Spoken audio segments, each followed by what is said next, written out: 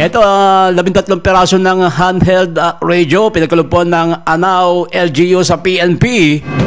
Narito ang balita ni Jude Briones. DZNU Radio. 13 piraso ng mga push-to-talk cellular handheld radio ang ipinagkaloob ng lokal na pamahalaan ng Anao na pinamumunuan ni Mayor Jappy De Dios sa lalawigan ng Tarlac sa Anao Municipal Police Station na pinamumunuan ni Police Major Robert Pablo.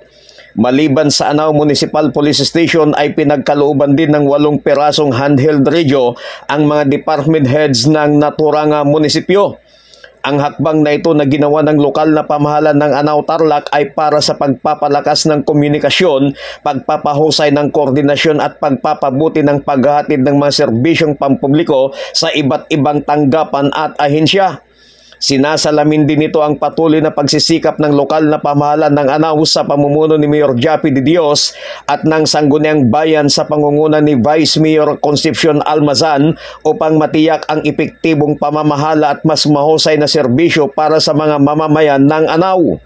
Labis-labis naman ang pasasalamat ng Anao Municipal Police Station kay Mayor Jappy De Dios at kay Vice Mayor Concepcion Almazan sa kanilang ipinagkaloob na mga handheld radio.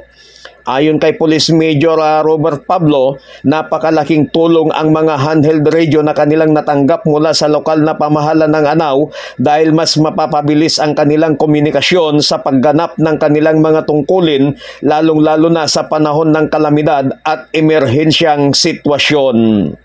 Mula dito sa bayan ng Anao, Tarlac, Jude Briones nag-uulat para sa Target Owner sa DZME 1530 ang Radyo TV. DZNU Radio. Maraming salamat kay Jude Briones. Congratulations po sa mga taga-PNP. Talaga naman, importante komunikasyon.